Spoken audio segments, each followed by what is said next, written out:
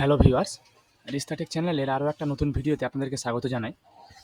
আজকে আমরা আপনাদের কাছে ওয়েস্ট বেঙ্গল এসএসসি সম্পর্কিত আরও একটা নতুন নোটিফিকেশন বা নতুন গ্যাজেট নোটিফিকেশন নিয়ে এসেছি, যেখানে আমি আপনাদেরকে বিস্তারিত দেখাবো বা আলোচনা করব যে নোটিফিকেশনের মাধ্যমে কী বলতে চাওয়া হয়েছে এবং আসন্ন এসএসসির যে গ্রুপ সিডি নোটিফিকেশন দিয়েছে, সেই গ্রুপ সিডি নোটিফিকেশনের অফিসিয়ালভাবে আপনাদেরকে নোটিফিকেশনটা দেখাবো এবং সেটাকে নিয়ে বিস্তারিত আলোচনা করব। দেখুন, ওয়েস্ট বেঙ্গল এসএসসির অফিসিয়াল পেজে এখনও অবধি কোনো আপনারা যে নোটিফিকেশনগুলো যেগুলো আগামীতে দেবে সেগুলো সমস্ত কিন্তু এই ওল্ড ওয়েবসাইটে আপনারা দেখতে পাবেন। তো আমরা আজকে আপনাদেরকে দেখাবো শুধুমাত্র নোটিফিকেশনটা, যেখানে আপনারা দেখতে পাচ্ছেন যে গ্যাজেট নোটিফিকেশন পাবলিশ করা হয়েছে গত 4/8/2025-এ, যেখানে গ্রুপ সি এবং ডির জন্য যে যাবতীয় নোটিফিকেশন সেগুলো কিন্তু এখানে দেওয়া আছে। তো আমরা স্ক্রল করে নিচে আসবো, এখানে অনেকগুলোই পেজ আছে, তো যেগুলোতে আপনারা মেন যে জিনিসগুলো যেগুলো বললে আপনারা ক্লিয়ার হয়ে যাবেন নোটিফিকেশন সম্বন্ধে, সেগুলো আমরা এখানে বলবো। এবং এর যে যাবতীয় ভ্যাকেন্সি বা এক্সাম ডেট কবে হবে সেগুলো নিয়ে এখনও অবধি ওয়েস্ট বেঙ্গল এসএসসি কোনো ডেট রিভিল করেনি, যেগুলো অ্যানাউন্স করা হবে হয়তো কিছুদিনের মধ্যে। তো সেগুলো এলে আমরা তারপরে আবার একটা ভিডিও বানাবো ডেট সব সহ। এখানে কিছু কোড দেওয়া আছে, যেগুলোর মিনিং কী হবে সেগুলো এখানে দেওয়া আছে, সেগুলো আপনারা একটু সময় করে দেখে নেবেন। দেখুন, এখানে আমরা স্ক্রল করে নিচে আসবো, নিচে আসার পর একটা আমরা এখানে পেজ পেয়ে যাব, যেখানে আপনাদেরকে দেওয়া থাকবে যে কী কোন ক্যান্ডিডেটরা তার কী কোয়ালিফিকেশান থাকতে হবে। দেখুন, এখানে প্রথমে আমরা এসেছি স্কেডিউল 1-এ। এখানে আপনারা দেখতে পাচ্ছেন একটা পোস্ট দেওয়া আছে, সিরিয়াল নাম্বার 1 একটা পোস্ট দেওয়া আছে লাইব্রেরিয়ানের পোস্টে আপনাদেরকে কোয়ালিফিকেশান কী থাকতে হবে আগে আপনাকে দেখিয়ে দিই।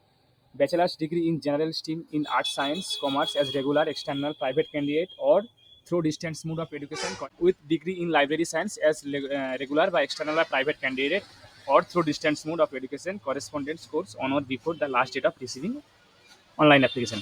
এখানে একটা দেখুন ভালো আপনাকে বলা আছে, এখানে হয়তো অনেকেই কনফিউশন হয়ে গেছেন যে আপনার ব্যাচেলার ডিগ্রিটা আপনাকে থাকতেই হবে মাস্ট।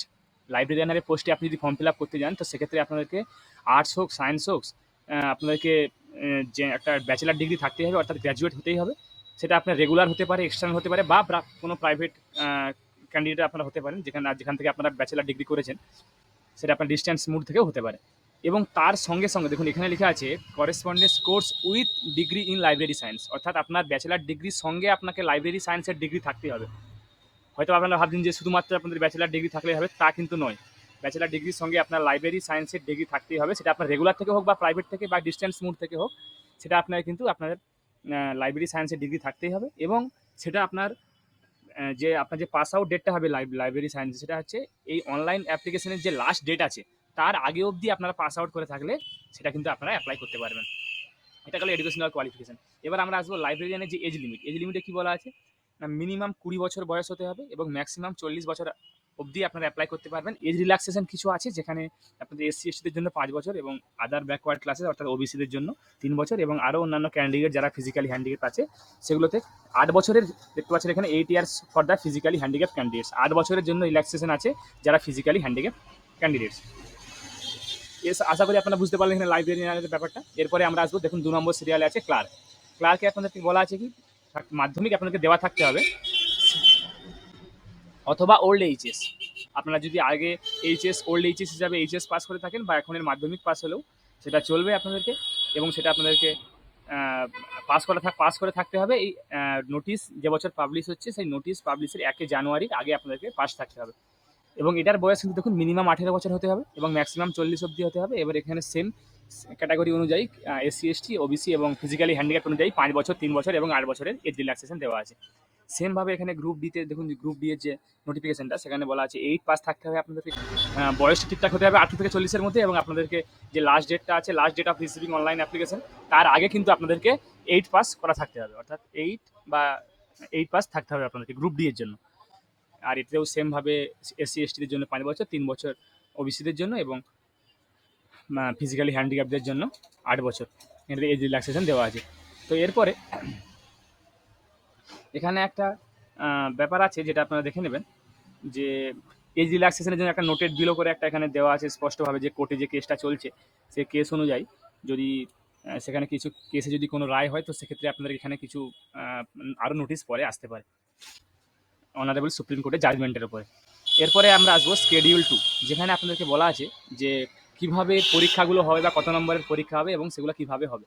দেখুন প্রথমেই বলা আছে যে রিটেন এক্সামিনেশন হবে 75 মার্কসের, 75 মার্কসের হবে রিটেন এক্সামিনেশন, যেখানে যেটা হবে ওএমআর বেস্ট, অর্থাৎ ওএমআর সিটে আপনাদের এক্সামিনেশন হবে, রিটেন এক্সামিনেশন সেটা হবে 75 নম্বরে।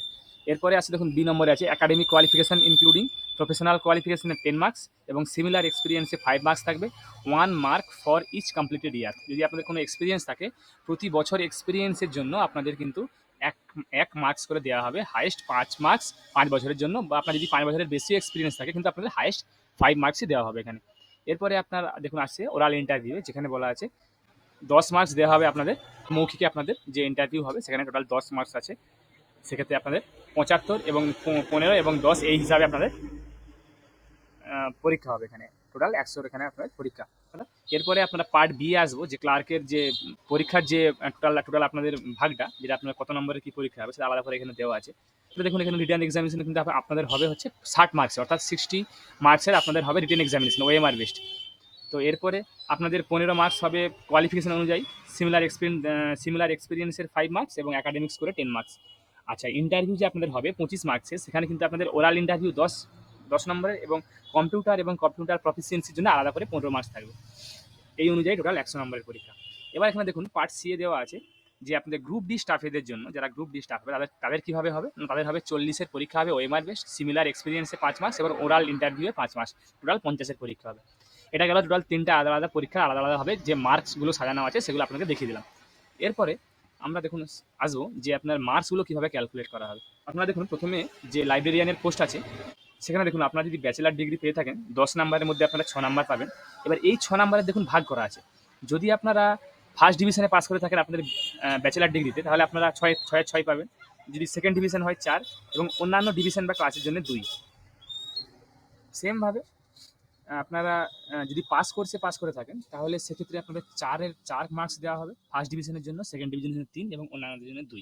আর যদি আপনারা degree with special honours, condensed honours আর অ্যাপ্রুভড প্রফিসিয়েন্সি কোর্সেস করে থাকেন তাহলে সেক্ষেত্রে 4 মার্কস দেওয়া হবে, এটা ফিক্সড।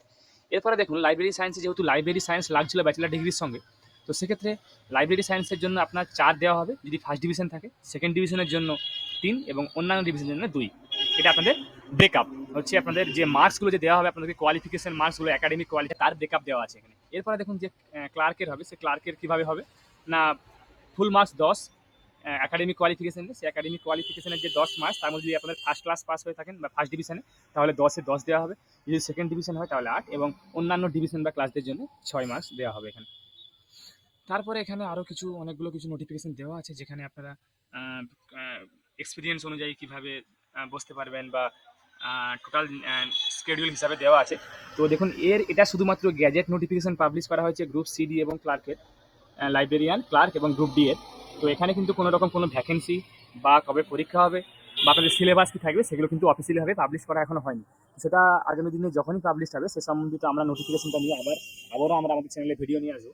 তো আশা করি যারা নোটিফিকেশনটা এই মুহূর্তে দেখলেন বা আমাদের ভিডিওটা যারা দেখলেন তারা হয়তো বুঝতে পারলেন যে আপনাদের ব্রেকআপ মার্কগুলো কীভাবে থাকবে বা আপনাদের যে কোয়ালিফিকেশনগুলো দরকার সেগুলো, একাডেমিক কোয়ালিফিকেশনগুলো সেগুলো কী হতে হবে।